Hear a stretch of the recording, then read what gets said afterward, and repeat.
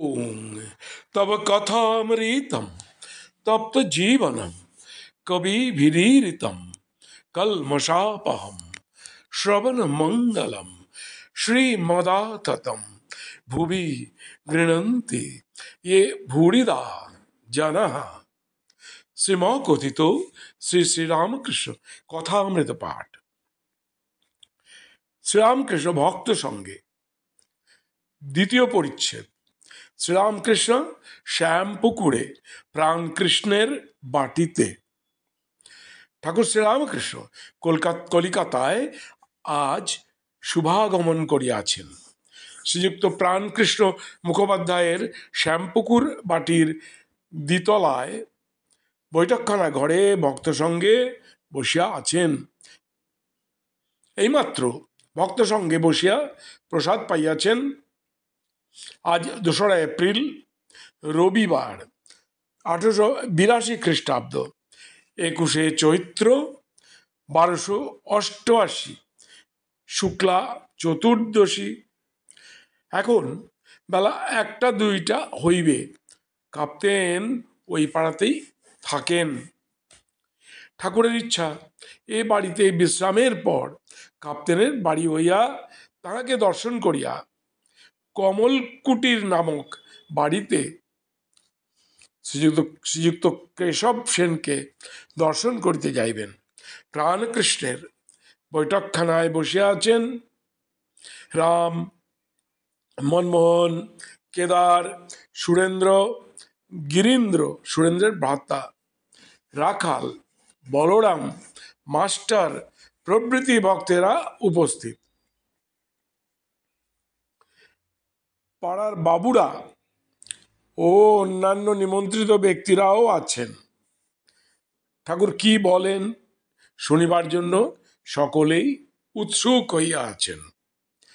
ঠাকুর বলিতেছেন, ঈশ্বর ও তাঁহার ঐশ্বর্য, এই জগৎ তাঁহার ঐশ্বর্য। কিন্তু ঐশ্বর্য দেখেই সকলে ভুলে যায়। যার ঐশ্বর্য তাকে খোঁজে না। কামিনী কাঞ্চন ভোগ করতে সকলে যায়, কিন্তু দুঃখ অশান্তি বেশি। সংসার যেন বিশালাক্ষীর নৌকা, দহে একবার পড়লে আর রক্ষা নাই। শেকুল কাটার মতো এক ছাড়ে তো আরেকটি জড়ায়। গোলক ধান্দায় একবার ঢুকলে বেরোনো মুশকিল। মানুষ যেন জলসা পোড়া হয়ে যায়। একজন ভক্ত, এখন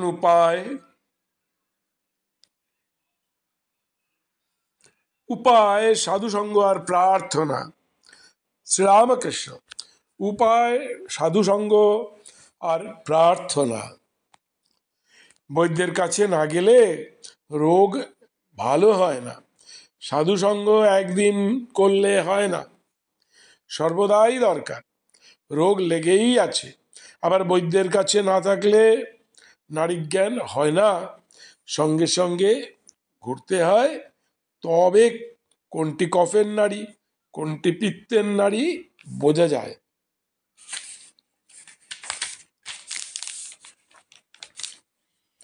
ভক্ত, সাধুসঙ্গে কি উপকার হয়?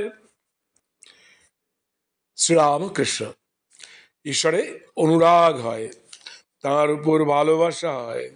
ব্যাকুলতা না এলে কিছুই হয় না। সাধুসঙ্গ করতে করতে ঈশ্বরের জন্য প্রাণ ব্যাকুল হয়। যেমন বাড়িতে কারুর অসুখ হলে সর্বদাই মন ব্যাকুল হয়ে থাকে।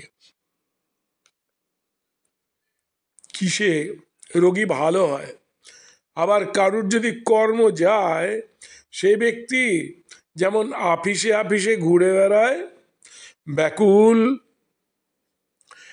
ব্যাকুল হতে হয় সেইরূপ। যদি কোনো অফিসে বলে কর্ম খালি নেই, আবার তার পরদিন এসে জিজ্ঞাসা করে আজ কি কোনো কর্ম খালি হয়েছে? আরেকটি উপায় আছে, ব্যাকুল হয়ে প্রার্থনা।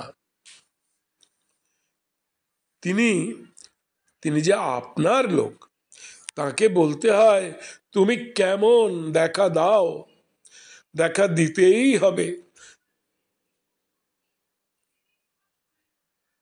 তুমি আমাকে সৃষ্টি করেছো কেন? শিখরা বলেছিল ঈশ্বর দয়াময়। আমি তাদের বলেছিলাম দয়াময় কেন বলবো, তিনি আমাদের সৃষ্টি করেছেন যাতে আমাদের মঙ্গল হয়। তা যদি করেন সে কি আর আশ্চর্য। মা বাপ ছেলেকে পালন করবে, সে আবার দয়া কি? সে তো করতেই হবে।